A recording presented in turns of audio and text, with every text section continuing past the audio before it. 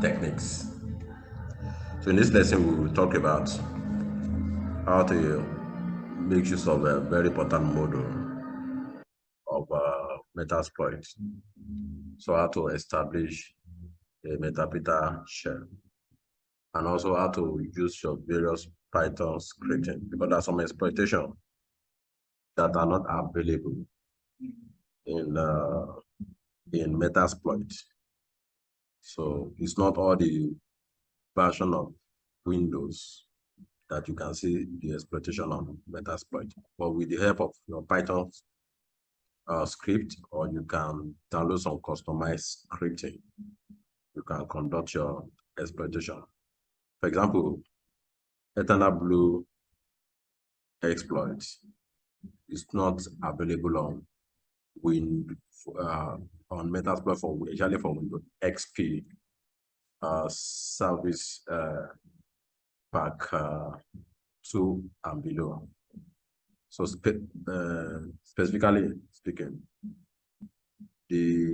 for Windows XP with 32, you won't see the exploit on Metasploit. But yes, to the exploit actually to conduct the internal blue vulnerability to establish a metadata share. So, but you can leverage on some of these custom scripts that has been developed with Python. You can download some of the scripts and also customize it to your taste or to your environment. So we'll be leveraging more metadata. So first and foremost, I will introduce how to we'll do some further exploration on Metasploit. On last lesson, we talked about some basic exploration, actually for Windows XP, how to establish a share with Windows XP.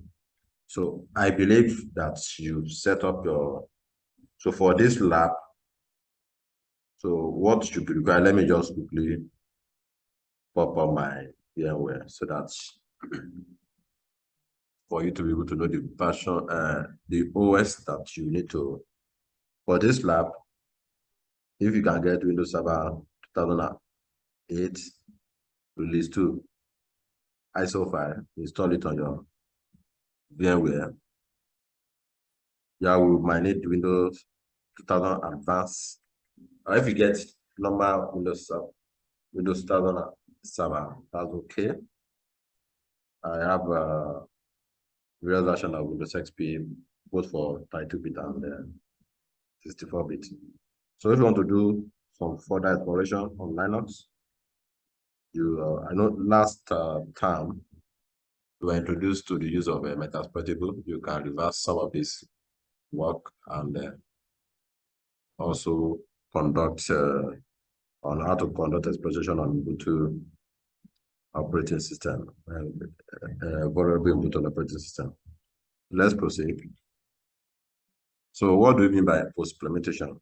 So this is the last technical stage of penetration testing process before the reporting phase. So before you start the reporting, you need to tidy up your post-exploitation. You need to establish some backdoor and also see whether you can clean up your track. It is important to know that these activities are not always the same, depending on what kind of access you have, what system you have compromised, how steady you need to be, and so on. So this means that we run different activity tasks and tools on Windows and Linux operating system. So it depends on on the platform. So there is no fast rule about, okay, these are the process that need to be followed for you to conduct your post-exploitation.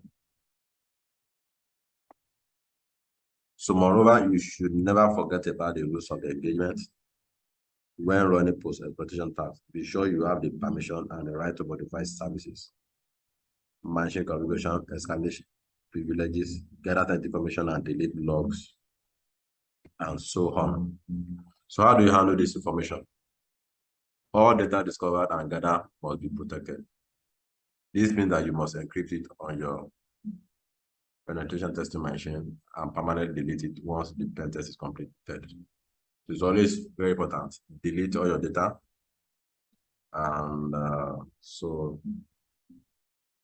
you can leverage your Python OS command or to write a simple script to delete everything. So what for every my penetration testing exercise, I organize my work in such a way that each assignment has their own directory. I put all the work for each assignment on the directory so that when I'm done, it will be easier for me to just go to the directory and delete what will not be required and delete anything that I want to delete, because any information about my clients shouldn't be found on my system after the end of the exercise.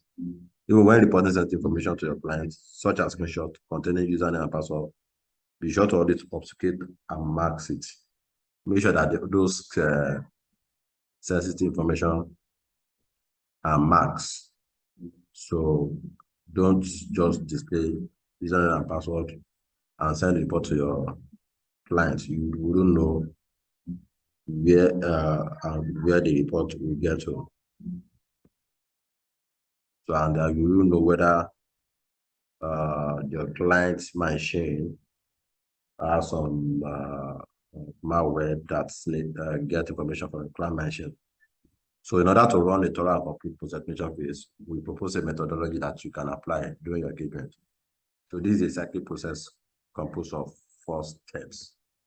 So these are the steps: exploitation of new system and pivoting.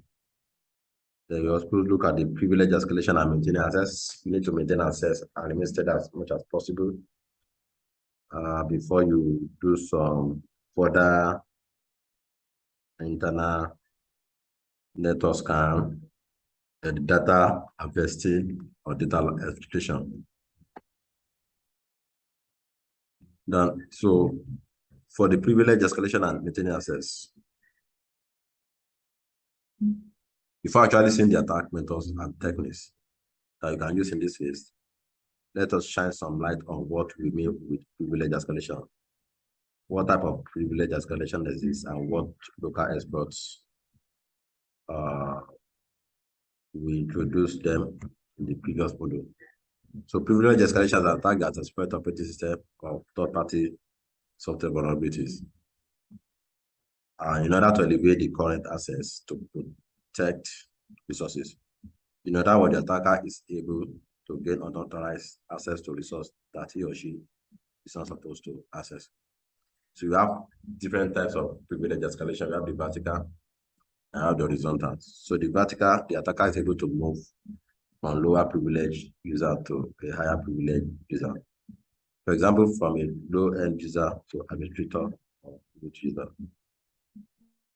For the horizontal, the attacker keeps the same set or level of privileges, but assume the identity of a different user. He or she does not gain any further privilege. So for vertical privilege, for example, on a Linux OS, the attacker is able to escalate privilege from a user that is application and gain root privileges. But for horizontal on a Windows, the attacker is able to assume the identity on any other standard user on the system. The attacker is not escalating privileges from a standard user to an administrator user. So let's talk about the local exploit. Though in the previous module, we explained client-side and remote exploit, but we also introduced local exploit. Now let us see what these exploits are. Different from the other local exploit. Local exploit require prior access on the target system. Their goal is to exploit operating system or application vulnerabilities in order to increase privileges on the target machine. So now that we know more about the privilege escalation and local exploit, let us go back to our pen testing process. The purpose of this is provide and secure access to the target machine with the highest privilege of the machine. The next step, we will assume to already have a share interpretation on our target. To get some information, the current Metasploit session, we can run the sysinfo command. Let us run it and see how we get it. But before we start running it, so Metasploit is one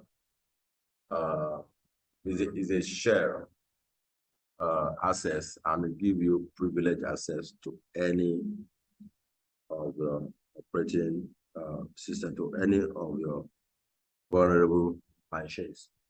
So how do we get in here?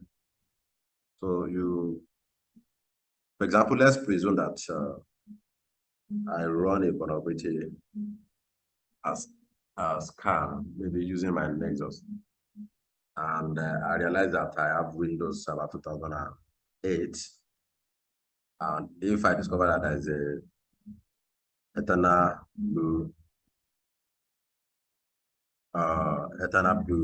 vulnerability. So if you remember, the WannaCry, one of the exploits that was when NSA lab was hacked, and one of the exploits that was gotten from the NSA lab was Eternal Blue. So for you to get more, what do you mean by Eternal Blue vulnerability? You can